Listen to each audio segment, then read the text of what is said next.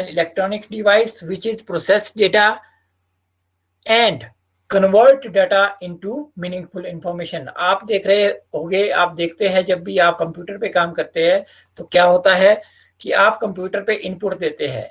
मान लो आपने कंप्यूटर पे ए लिखा, बी लिखा, या अपना नाम लिखा, या लेटर टाइप किया, जो भी किया, तो जो आप टाइप करते हैं, जो इनपुट देते हैं, वही आपको प्रोसेस होके आउटपुट आपको स्क्रीन पे शो होती है। जो आपकी स्क्रीन रहती है, ठीक है, मॉनिटर पे आपको शो होता है आउटपुट, वही होता है। तो वो आपका मीनिंगफुल इंफॉर्मेशन में होता है। मीनिंगफुल इंफॉर्मेशन कैसे बनता है, वो हमारा काम करता है सेंट्रल प्रोसेसिंग यूनिट, जो सीपीयू रहता है वो उसको प्रोसेस करता है। आप सभी को पता है कि कंप्यूटर की जो लैंग्वेज होती है वो क्या होती है, मशीन लैंग्वेज होती है, जिसे हम क्या कहते हैं, बाइनरी कहते हैं। ठीक है, बाइनरी का मतलब होता है 0 एंड 1। कंप्यूटर आपका 0 एंड 1 पे काम करता है। ये सारा कुछ हम इस क्लास में पढ़ेंगे। ठीक है, जो हमारी ये क्लासेस चलेगी, इस सभी को ब्रीफली बिल्कुल एक एक पॉइंट पढ़ेंगे हम बाइनरी के बारे में, किस तरह से हम कन्वर्ट करते हैं, किस तरह से हम ए लिखते हैं तो क्या बाइनरी बनती है, बी की क्या बाइनरी बनती है, नंबर की क्या बाइनरी पड़ती है, क्या हेक्साडेसिमल है, क्या ऑक्टल नंबर है, ये सब कुछ हम पढ़ेंगे। आप सभी को अगर आप रेगुलर क्लासेस लगाएंगे तो मेरी गारंटी है कि आप पोस्ट कोड 903 के लिए भी, जो भले ही आपकी पोस्टें कम है, आप इसे क्वालिफाई कर लेंगे। ठीक है, तो आप सभी को बस कंप्यूटर 3 चीजों पे काम करता है, इनपुट, प्रोसेस और आउटपुट। आप सभी को पता है। ठीक है, इनपुट के लिए कीबोर्ड माउस का यूज करते हैं हम। ठीक है, बीच में आपका सेंट्रल प्रोसेसिंग यूनिट रहता है और आपका थर्ड आपका मॉनिटर रहता है।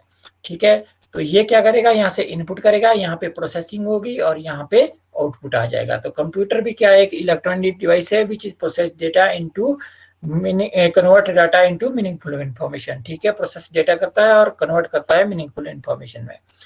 अब नेक्स्ट है आपका कंप्यूटर सिस्टम। कंप्यूटर सिस्टम क्या होता है?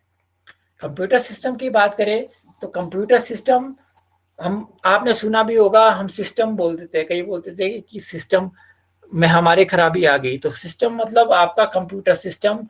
सिस्टम जो बनता है वो आपका, आपको पता है कंप्यूटर में बहुत सारे हार्डवेयर डिवाइसेस लगे होते हैं और सॉफ्टवेयर आपका प्रोग्राम होता है। तो जो सॉफ्टवेयर और hardware together is called a computer. Additional जो हार्डवेयर एंड सॉफ्टवेयर होते हैं together is called a computer system. तो कंप्यूटर सिस्टम की अगर डेफिनेशन की बात करें कि a computer along with additional hardware and software together is called a computer system.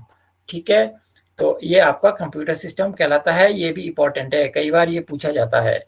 इससे इंपॉर्टेंट है, कई बार ये वाला क्वेश्चन भी आता है कि कंप्यूटर जो शब्द है, कंप्यूटर शब्द की उत्पत्ति कहाँ से हुई। जो कंप्यूटर शब्द निकला है, जिसे हम कंप्यूटर कहते हैं, वो सबसे पहले कहाँ से उसकी उत्पत्ति हुई, तो वो लैटिन भाषा के शब्द से हुई। लैटिन भाषा का शब्द है कंप्यूटर। ठीक है, जिसकी स्पेलिंग है COMPUTERE। ठीक है, परंतु कुछ विशेषज्ञों का मानना है कि कंप्यूटर शब्द की जो उत्पत्ति है वो कंप्यूट शब्द से हुई है। कंप्यूट जिसका मतलब होता है गणना करना या कैलकुलेशन करना। ठीक है, जो हम कैलकुलेशन करते हैं, प्लस माइनस मल्टीप्लाई, इसका जो इसकी जो शुरुआत हुई वो आपकी कैलकुलेशन से हुई। ठीक है, कंप्यूट शब्द से हुई। तो ये भी इंपॉर्टेंट है। तो जितना भी आपकी जो भी डेली की क्लास होगी, उस हर क्लास से आपके 10 से 15 क्वेश्चन बनते ही बनते हैं, इंपॉर्टेंट क्वेश्चन। ठीक है, तो आप सभी पॉइंट को ध्यान से सुने और देखें। नेक्स्ट है computer work. How to computer work, computer कैसे वर्क करता है। तो आपके सामने एक डायग्राम दिखाई दे रहा है, यहाँ पे हमने यहाँ पे ये डायग्राम बनाया है। तो ये देखिए, इंपॉर्टेंट है। इस स्लाइड में आपका एक या दो क्वेश्चन और 2-3 क्वेश्चन बनते हैं। तो सबसे पहले तो इनपुट है, आपका इनपुट जाता है। इनपुट कहाँ पे जाती है? आपकी सीपीयू में। ये आपका सीपीयू है, सेंट्रल प्रोसेसिंग यूनिट। ठीक है, इसका काम होता है प्रोसेसिंग करना। तो प्रोसेसिंग करने के लिए इसमें कुछ, प्रोसेसिंग करने के साथ साथ कुछ चीजें और लगी होती है। तो ये 3 चीजें इंपॉर्टेंट है, ये आपने याद रखनी है, 1, 2 एंड 3। सबसे पहले होता है आपका ALU। फुल फॉर्म भी कई बार पूछी जाती है ALU की। किसी को मालूम हो ALU की फुल फॉर्म रिप्लाई करे। बीच में क्लास में मैं पूछता भी रहूंगा, तो प्लीज आप रिप्लाई भी करें, क्योंकि इससे आपका ध्यान बना रहता है। ALU की फुल फॉर्म बताए। हाँ, सभी का आ रहा है अर्थमेटिक लॉजिक यूनिट। ठीक है, अर्थमेटिक लॉजिक यूनिट ALU, ये आपका पहला इसमें भाग होता है, और दूसरा आपका कंट्रोल यूनिट होता है, तीसरा आपका मेमोरी यूनिट होता है, जिसे हम MU कहते हैं। ठीक है, ठीक है जी, ठीक है, सभी ने अर्थमेटिक लॉजिक यूनिट दिया, थैंक यू सभी का। तो अब समझ लीजिए ये वर्क कैसे करता है। अर्थमेटिकल लॉजिक यूनिट है जो CPU के अंदर जो ये 3 यूनिट लगे होते हैं, इसमें सबसे पहला है अर्थमेटिक। अर्थमेटिक से जो हमारा तात्पर्य है वो है कैलकुलेशन से या मैथमेटिकल ऑपरेशन से। ठीक है, जो मैथमेटिकल ऑपरेशन जितने भी होते हैं वो सारे के सारे कौन सा यूनिट करता है हमारा CPU के अंदर, ALU करता है, अर्थमेटिक लॉजिक यूनिट करता है। मान लो यहाँ पे मैंने एग्जांपल दिया है, यहाँ पर यदि हम CPU को इनपुट देते हैं 2 × 12, ठीक है, तो वो काम ALU यूनिट करेगा। तो ये क्या करेगा, हमने लिख लिया 2 × 12, तो ये क्या कर देगा, प्रोसेस करेगा और कन्वर्ट कर देगा मीनिंगफुल इंफॉर्मेशन में, हमारे को आंसर दे देगा 24। ठीक है, तो ये आपका यूनिट करता है अर्थमेटिक लॉजिक यूनिट। दूसरा है आपका MU दिया गया है, तो MU का मतलब होता है स्टोरेज, यानी कि मेमोरी का मतलब होता है स्टोर करना। कंप्यूटर के अंदर जो मेमोरी करती है वो क्या करती है, स्टोर करती है डेटा को। दो तरह की मेमोरी होती है, एक परमानेंट होती है, एक आपकी टेम्परेरी होती है, प्राइमरी होती है, सेकेंडरी होती है। इसको हम ब्रीफली मेमोरी वाले, जब हम मेमोरी वाला सब्जेक्ट पढ़ेंगे, मेमोरी वाली क्लास पढ़ेंगे, उसमें हम एक एक मतलब पॉइंट डिस्कस करेंगे। तो अभी आप इतना समझ ले कि जो मेमोरी का काम होता है, अब जैसे मान लो हम क्या कर देते हैं, हम कोई भी इंटरनेट चलाते हैं आज के समय में, हम कोई डॉक्यूमेंट डाउनलोड करते हैं, ऑडियो फाइल डाउनलोड करते हैं या वीडियो फाइल डाउनलोड करते हैं, तो उस समय CPU के अंदर का जो मेमोरी यूनिट होता है वो वर्क करता है, और वो क्या करता है, उस डॉक्यूमेंट को, उस फाइल को, उस ऑडियो वीडियो फाइल को अपने पास स्टोर करके रख लेता है। ठीक है, तो ये आपका मेमोरी यूनिट होता है। तीसरा होता है आपका CU, कंट्रोल यूनिट। ये क्या करता है, पूरे कंप्यूटर की निगरानी रखता है, कंट्रोलिंग पावर। जिस तरह से आपकी कंट्रोलिंग है कि आपका, जैसे हम चाहते हैं कि सही समय पर सही जानकारी हमें उपलब्ध हो, तो वो कार्य यानी कंप्यूटर की निगरानी का कार्य जो हमारा कंट्रोल यूनिट होता है वो करता है। तो आपको यहाँ तक समझ आ चुका होगा। ठीक है, हम बेसिक से पढ़ेंगे, इतना आप सभी को मालूम भी होगा। ठीक है, थोड़ा सा, क्योंकि जब हमारी फर्स्ट क्लास है तो 2-4 क्लासें हमारी बिल्कुल बेसिक से होगी, पर बहुत इंपॉर्टेंट रहेगी, क्योंकि बेसिक फंडामेंटल से भी कई बार क्वेश्चन बनते हैं। ऐसा नहीं है कि आपका एग्जाम हमेशा ही, पिछली बार 817 की बात करें तो 817 का एग्जाम काफी थोड़ा हायर लेवल का आया था। ऐसा नहीं है कि वो आपका BSc IT या BCA या PGDC लेवल का आया था, आया वो +2 लेवल का ही था। +2 लेवल की जो NCERT की बुक है उसमें इसी तरह का सिलेबस दिया गया है, किंतु बेसिक से कम आया था। ठीक है, तो हम इस बार ये उम्मीद कर सकते हैं कि इस बार शायद थोड़ा सा इजी आए। इस बार शायद क्योंकि पिछली बार MS ऑफिस आया ही नहीं था। ठीक है, तो MS ऑफिस से भी ज्यादा क्वेश्चन आ सकते हैं इस बार। तो हम पढ़ लेंगे तो सभी, किंतु हमारे को पढ़ना सभी होगा। ठीक है, तो चलते हैं नेक्स्ट स्लाइड पे। अब है कंप्यूटर के पार्ट। आप सभी को मालूम है कि कंप्यूटर सिस्टम जो होता है, ठीक है, आपने देखा होगा कीबोर्ड होता है, माउस होता है, CPU होता है। जिसने हार्डवेयर देखा है या कंप्यूटर को खोल के देखा होगा, उसमें अंदर CPU के अंदर आपकी हार्ड डिस्क लगी होती है, CD-ROM लगा होता है, मदरबोर्ड लगा होता है, बहुत सारी चीजें लगी होती है, SMPS लगा होता है। मैं कंप्यूटर के एक एक पार्ट्स के बारे में बताऊंगा इसी क्लास में, जो हमारी ये क्लासेस चली है। अलग अलग पार्ट्स के बारे में भी बताऊंगा कि कौन कौन से पार्ट होते हैं, मदरबोर्ड होता है आपका। ठीक है, तो ये सारी चीजें क्या होती है, हार्डवेयर और सॉफ्टवेयर इसमें इंस्टॉल होता है। ठीक है, जो आपकी विंडोज हो गई, ठीक है, आपका ऑपरेटिंग सिस्टम, ये आपका जो होता है, दो तरह के सॉफ्टवेयर होते हैं, सिस्टम सॉफ्टवेयर और एप्लीकेशन सॉफ्टवेयर, ये भी हम इसमें पढ़ेंगे।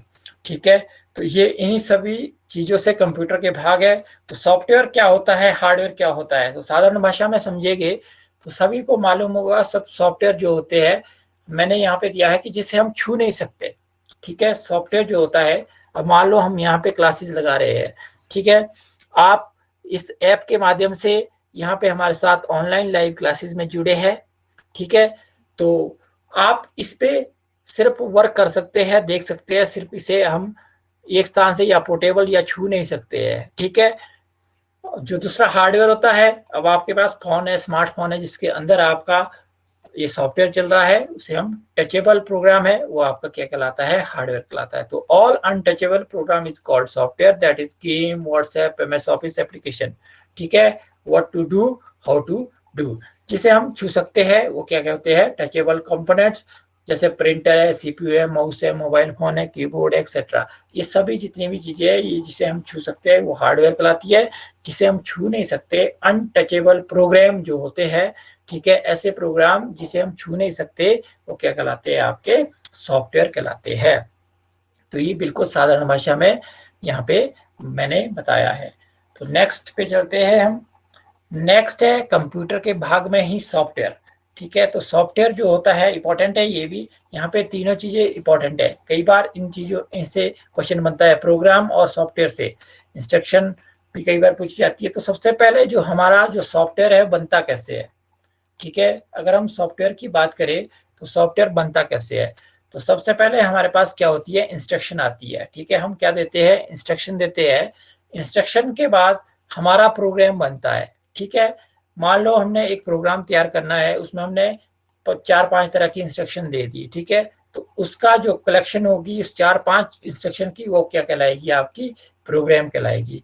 और जो वो प्रोग्राम होगा उस वो क्या कहलाएगा, आपका सॉफ्टवेयर कहलाएगा, ठीक है। जो आपका प्रोग्राम होगा, सेम प्रोग्राम जो होगा जो कलेक्शन का, वो क्या कहलाएगा, आपका सॉफ्टवेयर कहलाएगा।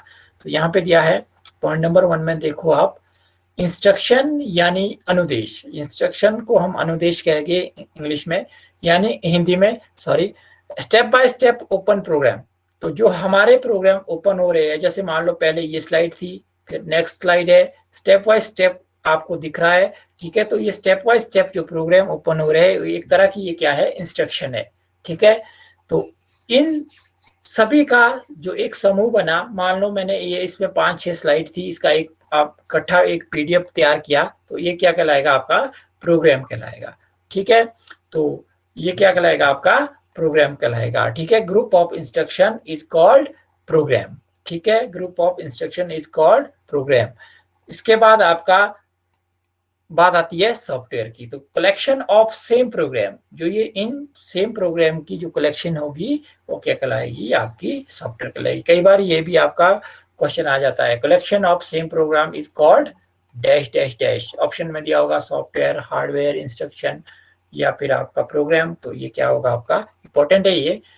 कई बार ये वाला क्वेश्चन भी बन जाता है कि group of instruction is called programme. तो ये आपने ध्यान रखना है कि ग्रुप ऑफ इंस्ट्रक्शन क्या रहती है, प्रोग्राम होता है, और collection of same programme is called software. दोनों ये इंपॉर्टेंट है, दोनों डेफिनेशन है, ठीक है जी। चलिए हार्डवेयर जानते हैं। अब हार्डवेयर में मैंने आपको बताया टचेबल जो कंपोनेंट्स होते हैं या टचेबल डिवाइसेस जो भी होती है वो क्या है, वो आपकी सारी की सारी हार्डवेयर कहलाती है। जैसे आपके पास यहाँ पे वेबकैम दिया है, स्पीकर दिया है, ये वेबकैम है, ये मॉनिटर है, ये आपका कीबोर्ड है, माउस है, प्रिंटर है, ठीक है, ये भी प्रिंटर है, हेडफोन है, ये सभी की सभी क्या है, हार्डवेयर डिवाइसेस है। किंतु हार्डवेयर डिवाइसेस जो है वो इनपुट डिवाइस भी होती है और आउटपुट डिवाइस भी होती है। जब हम इनपुट और आउटपुट डिवाइसेस के बारे में पढ़ेंगे तो एक एक चीज के बारे में पढ़ेंगे कि कौन सी इनपुट डिवाइस है, कौन सी आपकी आउटपुट डिवाइस है। तो हार्डवेयर जो चीजें होती है, जैसे प्रिंटर है, ये आपकी आउटपुट डिवाइस है, यहाँ पे मॉनिटर है, ये आउटपुट डिवाइस है, यहाँ पे कीबोर्ड दिया है तो ये इनपुट डिवाइस है। तो ये इनपुट डिवाइस भी हो सकती है, कई बार पूछा जाता है ये भी क्वेश्चन, जो आपका हार्डवेयर होता है वो आपका इनपुट भी हो सकता है और आउटपुट भी हो सकता है। वो हार्डवेयर डिवाइसेस कोई भी हो सकती है, ठीक है जी। तो चलिए नेक्स्ट अगली स्लाइड पे। अब हमने कंप्यूटर की डेफिनेशन शुरू में ही पढ़ी थी। Computer is an electronic device which is process data and convert data into meaningful information. अब ये डेटा होता क्या है, ठीक है। डेटा क्या होता है? Data is a collection of facts such as numbers, words, measurement, observation और जस्ट डिस्क्रिप्शन ऑफ थिंग्स, ठीक है। तथ्यों, अंकों व सांख्यिकी का वो समूह जिस पर प्रक्रिया करने पर अर्थपूर्ण सूचना प्राप्त की जा सकती है, वो क्या कहलाता है? हमारा डेटा कहलाता है, ठीक है। तो ये डेटा की डेफिनेशन है। कई बार डेटा से रिलेटेड क्वेश्चन भी बन जाता है। Collection of facts and such as number, word, measurement, observation is called, इस तरह से भी पूछा जा सकता है। तो ये क्या कहलाता है? डेटा कहलाता है। तो डेटा के बाद होता है, डेटा हम कहाँ से देते हैं? कीबोर्ड या माउस से, इनपुट डिवाइस से, ठीक है। फिर आती है प्रोसेसिंग, ठीक है। तो प्रोसेसिंग की बात करें तो प्रोसेसिंग कहाँ पे होगी? आपकी सीपीयू के अंदर, सेंट्रल प्रोसेसिंग यूनिट के अंदर। तो to streamline the data the process में involve the following calculation, comparison, decision making, reasoning etcetera. यानी कि जो डेटा सुव्यवस्थित करना, ठीक है, प्रक्रिया में निम्नलिखित का समावेश हो सकता है, जिसमें आपकी कैलकुलेशन आ सकती है, गणना आ सकती है, तुलना आ सकती है, ऑब्जर्वेशन आ सकती है, कंपैरिजन आ सकता है, ठीक है, डिसीजन आ सकता है, ठीक है, तर्क करना आदि, ये सब आपका क्या आएगा? प्रोसेसिंग में आएगा, ठीक है। नेक्स्ट है आपका इंफॉर्मेशन। इंफॉर्मेशन यानी कि आउटपुट लास्ट में, ठीक है। यानी कि आउटपुट, जो हमें सूचना मिलती है जब डेटा हमारा प्रोसेस होता है, उसके बाद जो मीनिंगफुल इन्फॉर्म रूप में, अर्थपूर्ण रूप में हमारे सामने प्रदर्शित होता है मॉनिटर स्क्रीन पे, वो क्या कहलाता है? हमारी इंफॉर्मेशन कहलाती है, ठीक है। When data is processed, organized, structures or presented in a given context so as to be useful, then it is called information। जब डेटा को किसी दिए गए संदर्भ में संशोधित, व्यवस्थित, संरचित या प्रस्तुत किया जाता है ताकि उपयोगी हो वो हमारे लिए, तो इसे हम क्या कहते हैं? जानकारी या सूचना या इंफॉर्मेशन कहते हैं, ठीक है। जानकारी दी गई, इसे हम सूचना भी बोल सकते हैं, इंफॉर्मेशन कहते हैं। तो ये हमारी आउटपुट थी। तो आज की जो हमारी क्लास थी, ये हमने बेसिक, हमने ये फर्स्ट जो मेन है वो पढ़ा, ठीक है। तो एक यहाँ पे थॉट है, ये father of modern computer science, ये इंपॉर्टेंट क्वेश्चन है। 556 जो पोस्ट कोड आपका हुआ था उसमें ये क्वेश्चन पूछा गया था, ठीक है। तो father of modern computer science का फादर एक आता है, कंप्यूटर का फादर, ठीक है। आप बताइए जरा, फादर ऑफ कंप्यूटर कौन है? रिप्लाई करें सभी। Father of computer, father of computer भी कई बार पूछा जाता है। आप सभी तक मेरी आवाज पहुंच रही है तो रिप्लाई करें सभी। फादर ऑफ कंप्यूटर,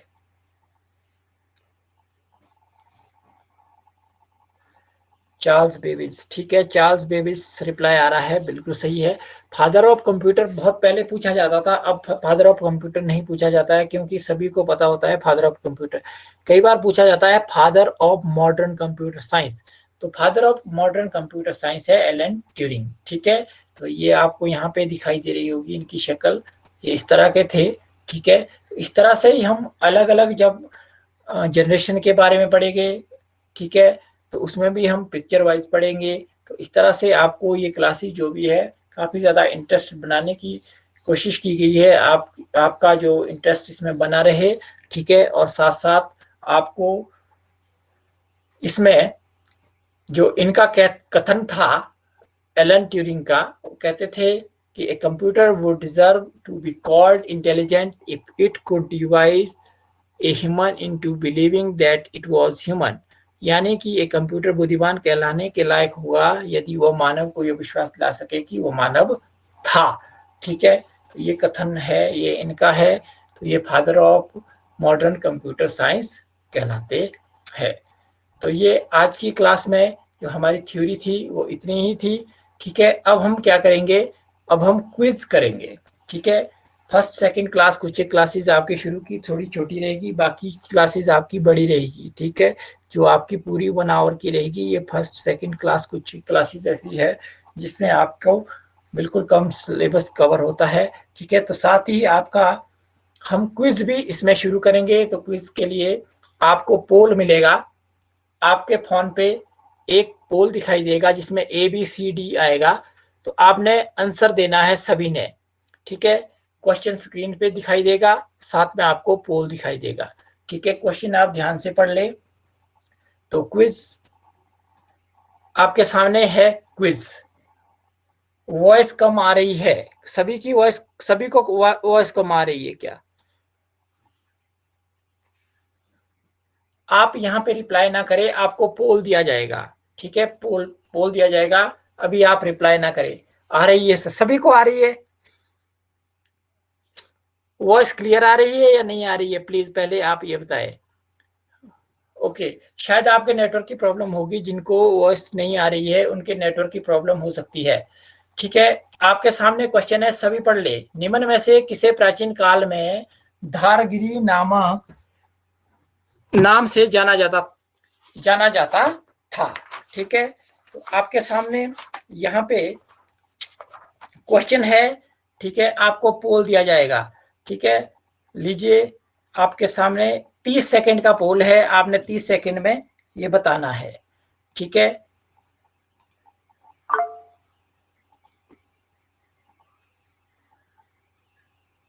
आपको पोल दिखाई देगा, सभी फिंगर से टच करें जो भी ऑप्शन है। ABCD दिखाई दे रहा है,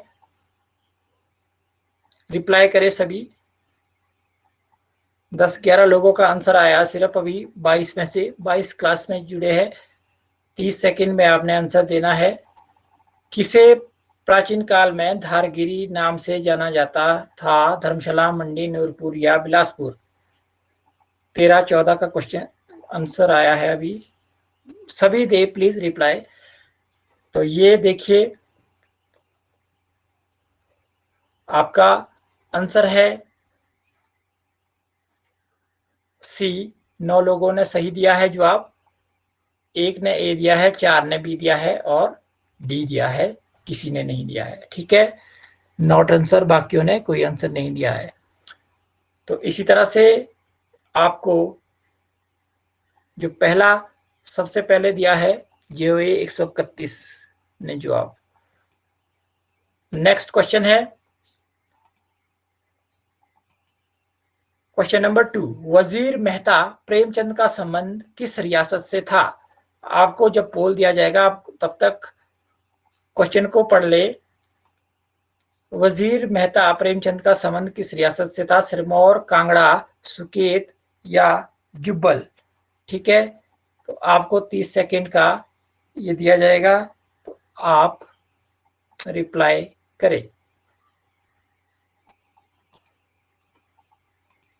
लीजिए, आपको पोल दिया गया, रिप्लाई करें सभी।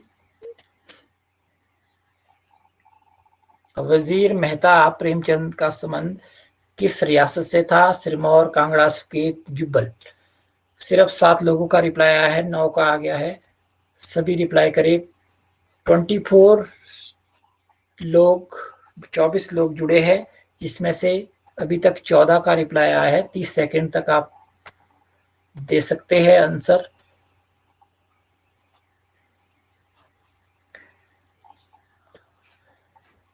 पांच लोगों ने सिर्फ सही जवाब दिया है, ठीक है, ए। बाकी 7 ने गलत दिया है, एक ने बी भी दिया है, डी भी दिया है, ठीक है। तो सबसे पहले जो जवाब दिया है मंजू कौल ने दिया है, ठीक है। नेक्स्ट क्वेश्चन है क्वेश्चन नंबर 3। चंबा नगर का संस्थापक निम्न में से कौन था? Question number 3।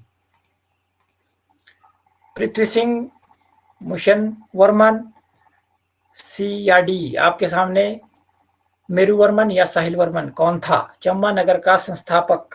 निम्न में से कौन था?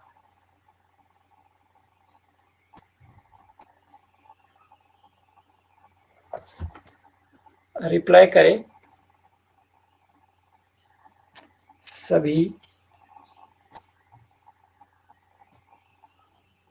चंबा नगर का संस्थापक।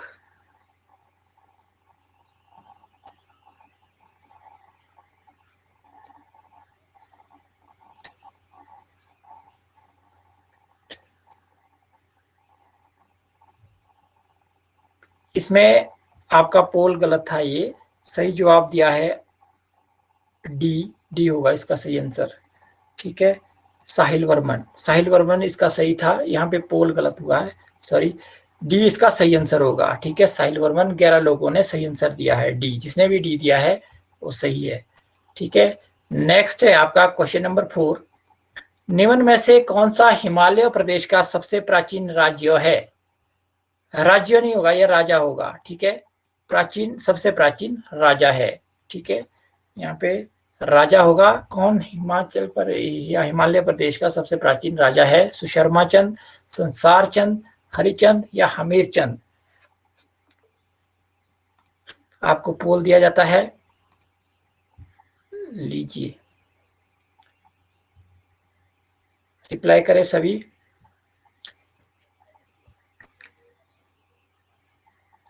प्राचीन राजा, सबसे प्राचीन राजा कौन था? आप सभी ने बताना है। 12 लोगों का आंसर आया है 22 में से।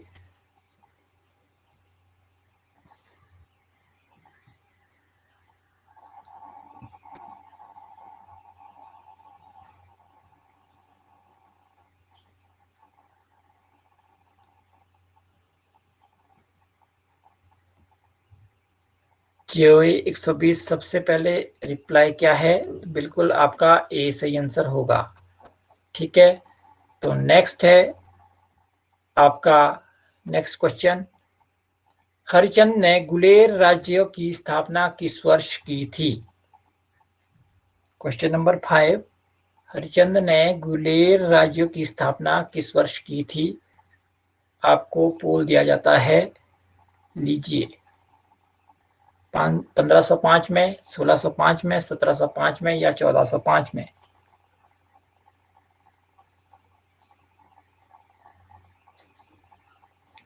गुलेर राज्य की स्थापना किस वर्ष की थी? इसी तरह के क्वेश्चन आपसे डेली के पूछे जाएंगे। हिमाचल जी के पॉलिटिकल, हिस्ट्री, बारी बारी से, हिंदी,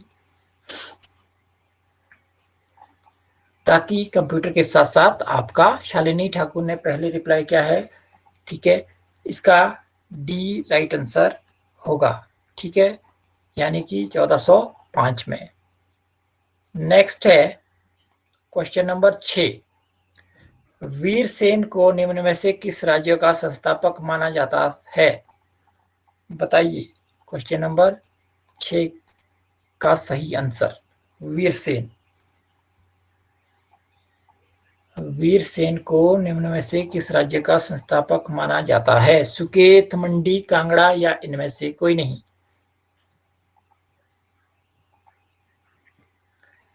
रिप्लाई करें।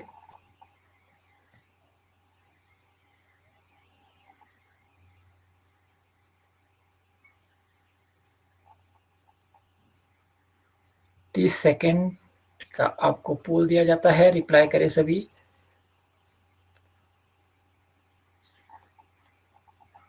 पायल ने सबसे पहले दिया है आंसर ए, बिल्कुल राइट आंसर है। 12 लोगों ने सही दिया है।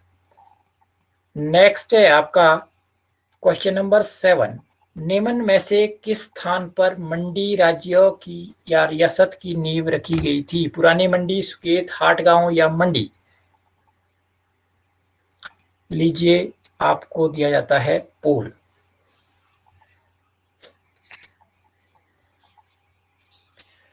पुरानी मंडी, सुकेत, हाटगांव या मंडी, कहाँ पे मंडी राज्य या रियासत की नींव रखी गई थी? इंपॉर्टेंट क्वेश्चन है ये, कई बार पूछा जाता है। सभी रिप्लाई करें प्लीज, बहुत कम लोग रिप्लाई कर रहे हैं, 12-13 लोग ही रिप्लाई कर रहे हैं जो 21 में से।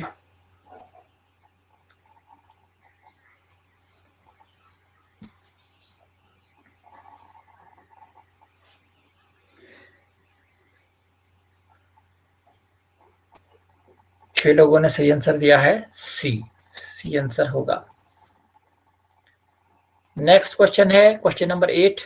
10 क्वेश्चन हो गए डेली के। निम्न में से कौन सा हिमालय प्रदेश का सबसे प्राचीन प्रांतीय राज्य है? प्रांतीय राज्य की बात आप आइए यहाँ पे, कुल्लू, मांडू, त्रिगर्त या इंदौर। तो आपको पोल दिया जाता है,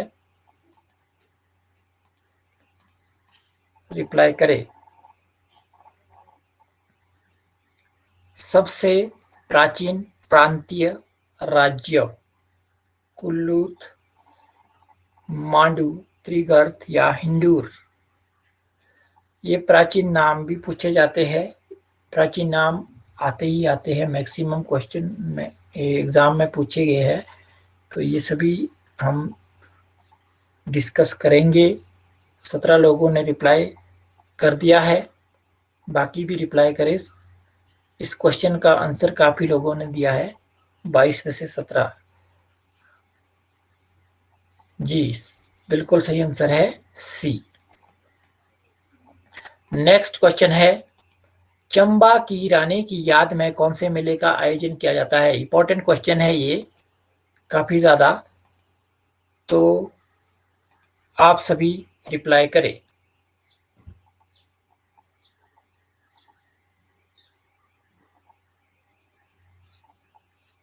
सभी पोल में रिप्लाई करें, चैट में ना करें।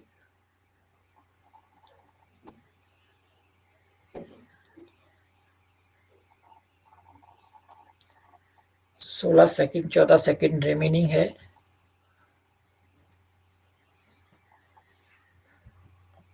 चंबा की रानी की याद में कौन से मेले का आयोजन किया जाता है? नैना देवी का मेला, सुही का मेला, लवी का मेला, रिवालसर का मेला। इंपॉर्टेंट क्वेश्चन है ये। बिल्कुल सही आंसर आया है, जो 164 मनोरमा बी राइट आंसर है, सुही का मेला। ठीक है, सुही का मेला बिल्कुल सही आंसर है। नेक्स्ट है आपका क्वेश्चन नंबर 10 और आज का अंतिम क्वेश्चन। डेली हम 10 क्वेश्चन जीएस पोर्शन के पढ़ेंगे और बाकी हम कंप्यूटर तो पढ़ ही रहे हैं। जब हमारी कंप्यूटर की थ्योरी भी कंप्लीट हो जाएगी तो कंप्यूटर की क्विज भी इसी तरह से चलाएंगे। ठीक है, लास्ट क्वेश्चन है, कांगड़ा किले का निर्माण निम्न में से किसने करवाया था? ठीक है, रिप्लाई सिर्फ पोल में करें प्लीज। ठीक है, तो आपके पास ये पोल दिया जाता है क्वेश्चन नंबर 10 के लिए, लीजिए।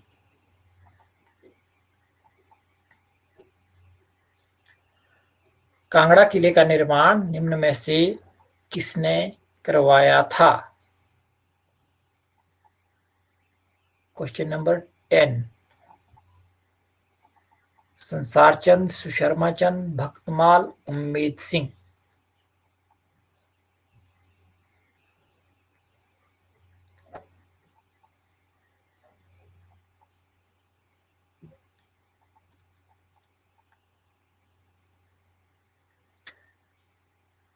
बिल्कुल सूरज शर्मा ने सबसे पहले जवाब दिया है, बी आंसर होगा सुशर्मा चंद।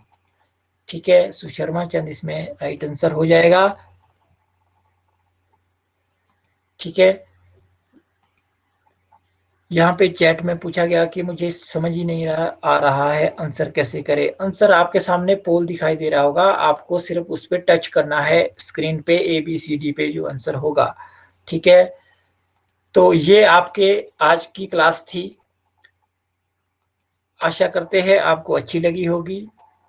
डे बाय डे हम इसी तरह से कंटिन्यू रखेंगे क्लास को।